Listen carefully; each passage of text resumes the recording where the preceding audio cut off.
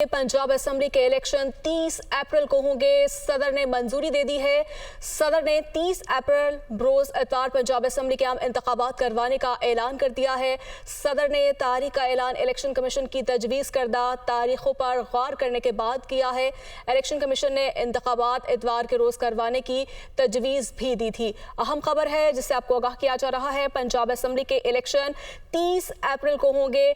सदर ने मंजूरी दे दी है। सदर ने 30 अप्रैल बरोज इतवार पंजाब असेंबली के आम इंतखाबात करवाने का ऐलान किया है।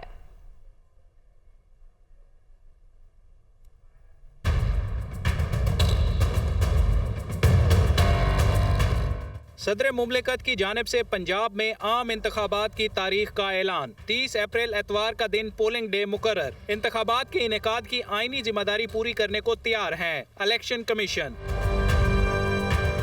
इलेक्शन कमीशन ने सुप्रीम कोर्ट के फैसले की रोशनी में सदर मुमलिकत को खत इरसाल किया, जिसमें सुबह पंजाब में इंतखाबात के लिए 30 अप्रैल से 7 मई तक की तारीखें तजवीज की गईं। सदर मुमलिकत ने इलेक्शन कमीशन की जानिब से तजवीज करदा तारीखों पर गौर के बाद पोलिंग डे के लिए एतवार के दिन की मंजूरी दे दी।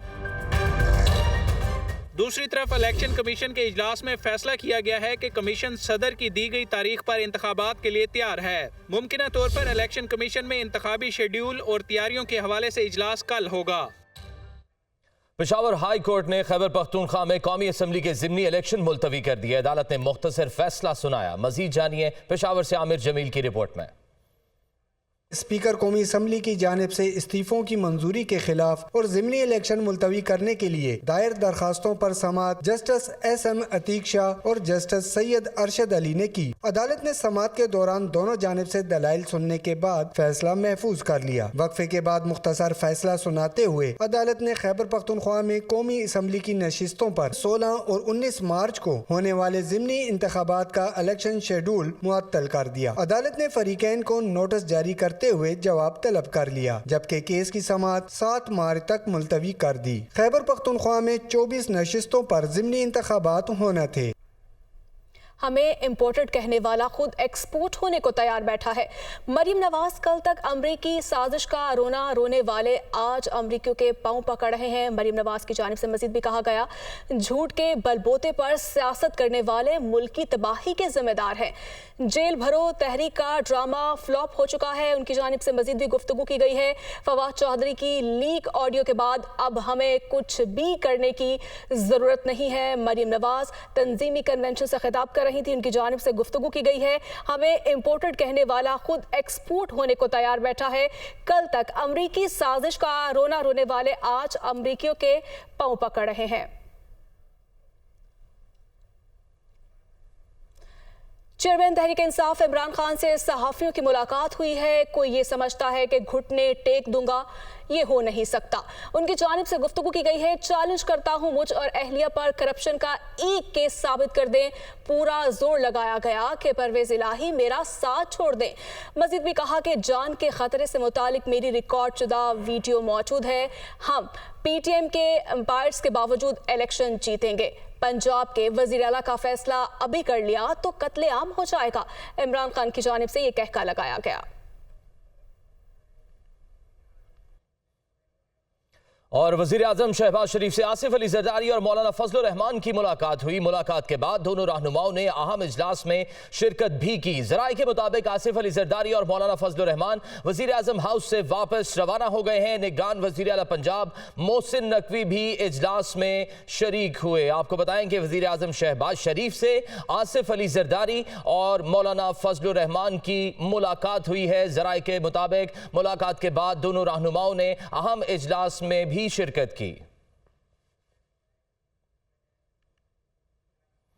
वजीर खजाना इसहाक डार ने कहा है कि मुल्क का बेड़ा गर्क इमरान खान ने किया, मैं इस्तीफा क्यों दूं? शब्बर जैदी ने जो कुछ किया उन्हें तो जेल में होना चाहिए। ज़र मुबादला के ज़खायर 9 अरब डॉलर से जायद हैं। पाकिस्तान किसी सूरत डिफॉल्ट नहीं करेगा। तहरीक इंसाफ ने मालियाती खसारा 7.9% पर छोड़ा। इलेक्शन पर 15 अरब रुपए खर्च होंगे। इंतखाबात एक ही वक्त पर होने चाहिए। इमरान न्याजी साहब की हुकूमत ने बेड़ा गर्क कर दिया था। ये तो वर्चुअली शायद एजेंडा इंटेंशनल या अनइंटेंशनल यही शायद लगता था कि पाकिस्तान ये डुबो देगा पाकिस्तान को।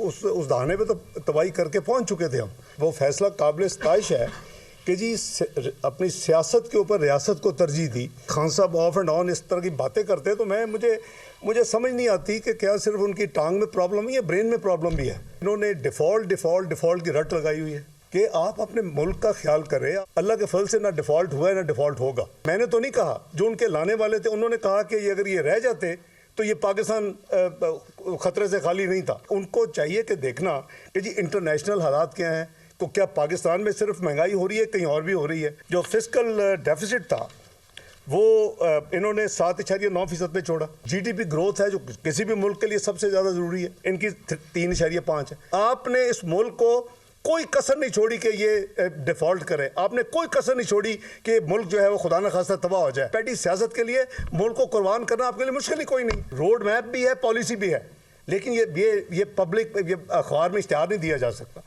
ये रोड मैप पॉलिसी नहीं है कि अभी तक डिफ़ॉल्ट नहीं हुआ। मैं मशकूर हूँ कि जो अदारे हैं उनकी जो लीडरशिप है they are fully cooperating now. अब इनको याद आ जाती है चार्टर ऑफ इकोनॉमी की। नॉन एंटिटीज़ हैं कि जी रिज़ाइन करे। भाई क्यों रिज़ाइन करूँ मैं? कौन हो तुम?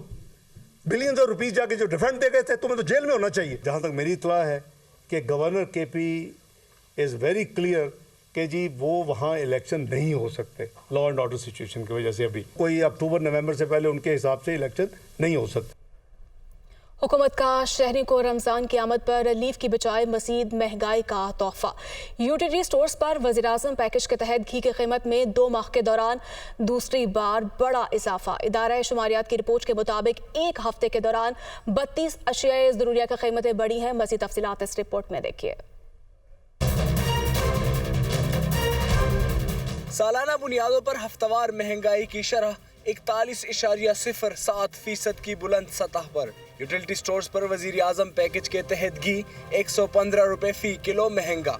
सब्जियों की कीमतें आसमान से बातें करने लगी। दालें भी आवाम की पहुंच से दूर। इदारे शुमारियात के मुताबिक हालिया हफ्ते के दौरान चीनी 1 रुपए 3 पैसे फी किलो और आटे का 20 किलो का थैला 16 रुपए 47 पैसे मजीद महंगा हुआ। घी, दाल माश, दाल मसूर, चावल और नमक की कीमतें भी बढ़ी। यूटिलिटी स्टोर्स पर वजीर आजम पैकेज के तहत घी की कीमत 375 से 490 रुपए फी किलो कर दी गई। ताहम BISP मुस्तहिकीन के लिए घी की फी किलो कीमत 300 रुपए बरकरार रहेगी। यूटिलिटी स्टोर्स पर दूध, चाय, क्रीम और जूसेस की कीमतों में भी इजाफा। फी लीटर दूध का पैकेट 30 रुपए, 900 ग्राम चाय की कीमत 250 रुपए बढ़ा दी गई। शहरी कहते हैं महंगाई ने आवाम की कमर तोड़ दी। गुजारा बहुत मुश्किल है। जो स्टोर से आटा मिल रहा है वो भी बस खाना बहुत मुश्किल है। ये हुक्मरान वो आटा खा कर दिखाएं, मैं मानूं। यूटिलिटी स्टोर पे 115 रुपये घी बढ़ गया, ठीक है, 30 रुपये दूध हो गया। आप देखें छोटे बच्चे से लेकर हर एक बंदा दूध इस्तेमाल करता है। घी रोज़मर्रा की शाह है। इस्लामाबाद की मार्केटों में भी रमजान मुबारक से कबल अशिया खुरनोश की कीमतों में होशरुबा इजाफा हो गया। प्याज 160 रुपए फी किलो, भिंडी 200 और लहसुन 480 रुपए फी किलो फरोख्त हो रहे हैं। दाल माश 440 रुपए फी किलो, दाल चिन्ना की कीमत 300 रुपए फी किलो तक जा पहुंची। बात करेंगे साबिक वज़ीर आला पंजाब चौधरी परवेज़ इलाही से। स्पीकर खैबर पख्तूनख्वा असम्बली मुश्ताक गनी की मुलाकात हुई है। चौधरी परवेज़ इलाही का बढ़ती हुई महंगाई पर इजहार तशवीश किया गया है। महंगाई का तूफान गरीब आवाम की जिंदगियां तबाह कर रहा है। मजीद भी कहा गया है नाअहल हुक्मरान मुल्क और आवाम पर रहम खाएं और इक़्तिदार छोड़ दें। उनकी जानिब से मजीद भी कहा गया कि शहबाज शरीफ पाकिस्तान की तारीख के नाअहल तरीन हुक्मरान साबित हुए हैं। डॉलर की उड़ान और महंगाई का तूफान शहबाज पीठ से आवाम को निगल रहा है। इसी पर मज़ीद बात कर लेते हैं लियाकत अंसारी से। जी लियाकत, इस मुलाकात का अहवाल बताइएगा। आज बिल्कुल साबिक वज़ीर आला पंजाब के पवेला से स्पीकर खैबर पख्तूनख्वा असम्बली मुश्ताक गनी ने मुलाकात की। इस मुलाकात में साबिक सूबाई वज़ीर मियां महमूद रशीद भी शरीक हुए। मुलाकात में मुल्क की सियासी सूरत-ए-हाल, मुआशी हालात और पार्टी अमूर पर बातचीत की गई। इस मौका पर साबिक वज़ीर आला पंजाब के पवेला का कहना था कि शहबाज शरीफ पाकिस्तान की तारीख के नाअहल तरीन हुक्मरान साबित हुए हैं। डॉलर की उड़ान और महंगाई का तूफान जो है वो शहबाज पीठ से आवाम को निगल रहा है। शहबाज शरीफ की गवर्नेंस और तजर्बा पूरी कौम के सामने एक्सपोज हो चुका है और शहबाज शरीफ का तजर्बा करने वालों को उम्मीद है अब तसल्ली हो गई होगी। उन्होंने कहा कि पीडीएम को एक ही खौफ खाया जा रहा है कि इलेक्शन में उनका सियासी जनाजा निकल जाएगा। उन्होंने कहा कि महंगाई के तूफान ने गरीब आवाम की जिंदगी तबाह कर दी है। नाअहल हुक्मरान जो है वो मुल्क और आवाम पर रहम खाएं और इक़्तिदार से अलग हो जाएं। उन्होंने कहा कि नाहल टोले को सिर्फ अपने इक़्तिदार बचाने की फिक्र है। अवाम का कोई पुरसाने हाल नहीं। मुल्क को बहरान से निकालने का एक ही हल है कि सियासी इस्तेहकाम के लिए आम इंतखाबात करवाए जाएं। चोई परवेज ने कहा कि इमरान खान कौम, मुल्क और आइन की बालादस्ती की जिद्दोजहद कर रहे हैं। इमरान खान और तहरीक इंसाफ की क़यादत के खिलाफ झूठे मुकदमात भी हुक्मरानों को नहीं बचा सकते। तहरीक इंसाफ इंतखाबी मुहिम शुरू करने जा रही है और कल हफ्ते के रोज इमरान खान इंतखाबी मुहिम तारे आइंदा लाहे अमल का ऐलान करेंगे। ठीक है, लाहे अमल का बताएंगे, बहुत शुक्रिया आपका। तो नाज़रीन, कामरान शाहिद और मांडवी वाला एंटरटेनमेंट की फिल्म हुए तुम अजनबी की म्यूजिक लॉन्चिंग की कराची में तकरीब हुई। इवेंट में पूरी कास्ट ने शिरकत की। उन्होंने क्या कहा, आइए आपको दिखाते हैं।